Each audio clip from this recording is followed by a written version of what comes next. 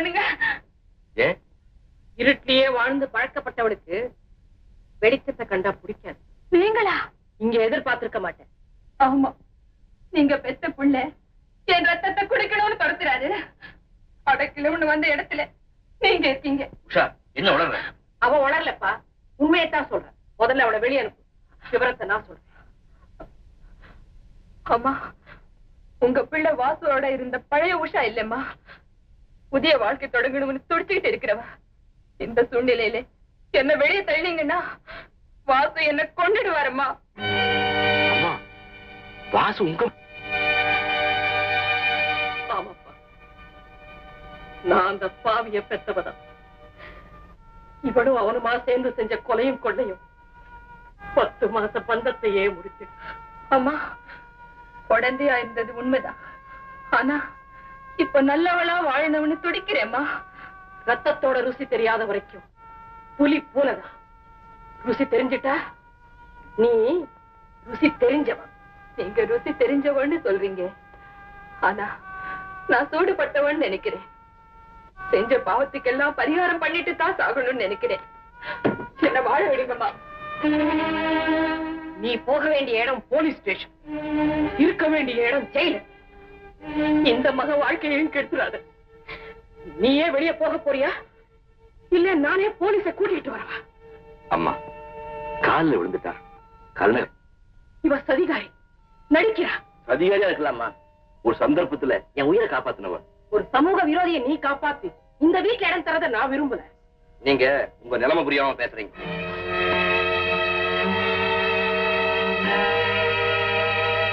இந்த நிலைமை எனக்கு சாஸ்வதம்னு நான் நினைக்கல. நீ சாஸ்வதமா வாழணும்னு நான் விரும்ப. அடைக்கலம் வந்துட்டா அவ இங்கதான் இருப்பா. அப்படியா? அப்போ நான் என்ன செய்யணுமோ அதை செய்ய. அம்மா, உங்க மகனோட எனக்கு இருந்த தொடர்புனால எங்க பெத்த பிள்ளைய விட்டு பிரிஞ்சீங்க.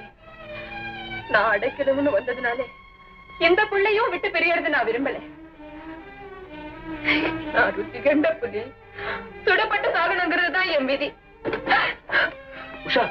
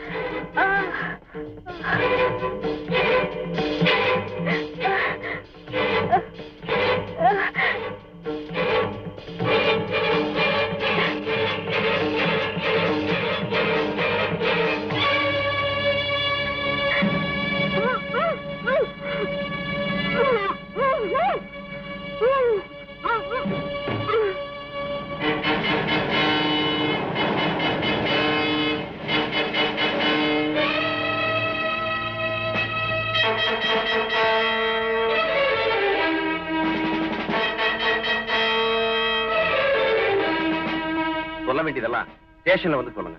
புறப்படுங்க.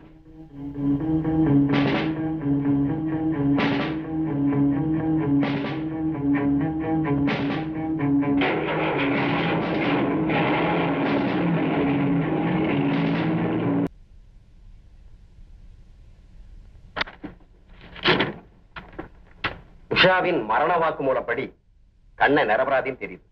அவன் அறியா புள்ள சார். வாசு ஏற்கனவே பல கேசுகள்ல சம்பந்தப்பட்டவன். கடைசிய கொலையை செஞ்சிட்டான். உங்க அம்மாவையே அவன் தான் கடத்திட்டு போயிருக்கான். அம்மாவா? ஆமா சார். இந்த சம்பவம் நடந்ததுக்கு பிறகு இவங்க அம்மாவை காணுமா?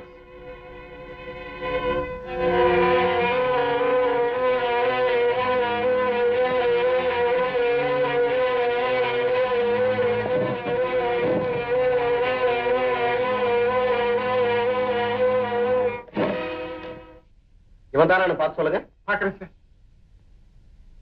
எக்ஸாக்ட்லி இவரே தான் சார்.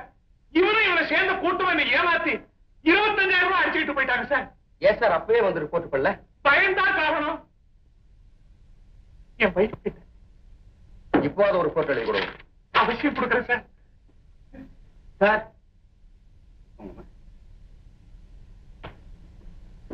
நீங்க வாசு கொள்ளை அடிச்ச பணம் பூராவும் இதுல இருக்குங்க. உட்காருங்க. பரவாயில்லைங்க. உங்களைத்தான் அவன் கடத்திட்டு போனா. இப்ப அவன் எங்க இருக்கான்? மா மா மா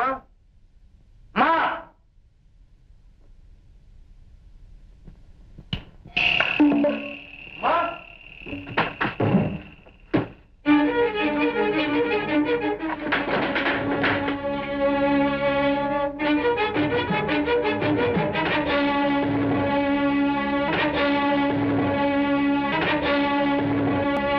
நம்பி என் மனசு உங்ககிட்ட பறி கொடுத்து அந்த நம்பிக்கை நான் மோசம் பண்ணிட்டேனா? யாரையோ ஒருத்தர் அம்மாவை அழைச்சிட்டு வந்து பெரிய நாடகம் ஆண்டிங்களே. அன்னைக்கே ஆபீஸ்ல உங்ககிட்ட சொன்னேன் எனக்கு அம்மா இல்லன்னு. அப்புறம் நம்பல. அம்மா வந்தாத்தான் இந்த கல்யாணம் நடக்கணும் பயமுறுத்துறேன். உண்மையை சொல்லி உன்னை இழக்கிறத விட பொய்ய சொல்லியாவது நோட நினைச்சேன். மற்றபடி நாடகம் ஆடணும் உன்னை நம்ப வச்சு மோசம் பண்ணுங்கிறது நோக்கம் இல்ல. இதுதான் உண்மை. இதை புரிஞ்சுக்கிறதும் புரிஞ்சுக்காத உன் இஷ்டம்.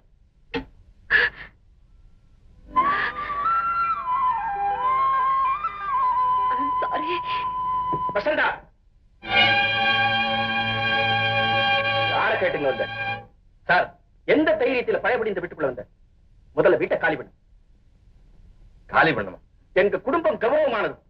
இங்க ஒரு குற்றவாளியை குடி வச்சுக்க முடியாது. அப்பா, அவர் குற்றவாளின்னா இந்நேரம் ஜெயில இல்ல. நிறுத்துறே. ஏன் நிக்கிறீங்க? முதல்ல இவன் பொட்டி படிக்கிறதுக்கு வெளியில இருங்க. முறையை மீறி வீணா என்ன முரடாக்காதீங்க. அப்பா, அவர் இந்த வீட்டுக்கு எதிர்கால மருமகன். அவர் அவமானப்படுத்துறது என்னால பொறுத்துக்க முடியாது. சந்தா, ஊரு பேர் தெரியாத அனாத இவன் இந்த வீட்டுக்கு மருமகனா அவர்களுக்கு என்ன யோக்கியதை இருக்கு? என்ன யோக்கியதை வேணும்? நீங்க எல்லாம் நினைக்கிற மாதிரி கண்ண ஊரு பேர் தெரியாத அனாதை இல்லை. ஒரு கிராமத்துக்கே சொந்தக்காரன். அவன் நினைச்சா எந்த மாதிரி பல கம்பெனிகள் நடத்த முடியும். உங்க மக மாதிரி பல பேருக்கு வேலை கொடுக்க முடியும். நம்பும்படி அவன் நடந்துட்டான் இந்த பையன். எவ்வளவு பெரிய பொய்ய சொல்லி எங்களை ஏமாளி ஆக்கிட்டான். அந்த தவறுக்கு காரணமே நான் தான். அந்த பொய்ய அவர் சொல்லல, சொன்னவனும் நான் தான்.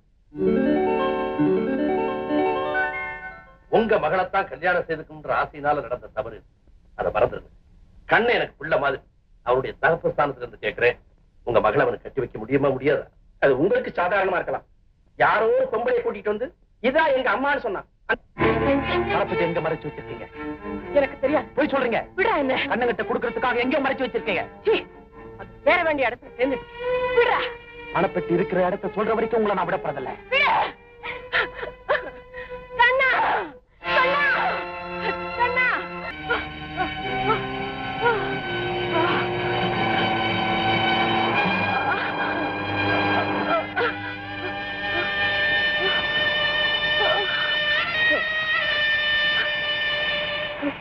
இதுவரைக்கும் நீ சட்டத்தினுடைய கையிலிருந்து தப்பி வாழ்ந்துட்ட.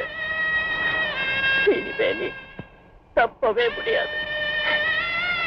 என்னுடைய விடிவு காலம் உன்னால, உன்னுடைய முடிவு காலம் என்னாலே ஆயிடுச்சுடா. உங்களை காப்பாற்றுறதுக்காக தவறான வழின்னு தெரிஞ்சும் பணம் சம்பாதிச்சு அடிச்சு இப்ப நானே உங்களுக்கு எவனாயிக்கிறம்மா. இந்த மன்னிச்சிருங்கம்மா. அதை மன்னிச்சிருங்க.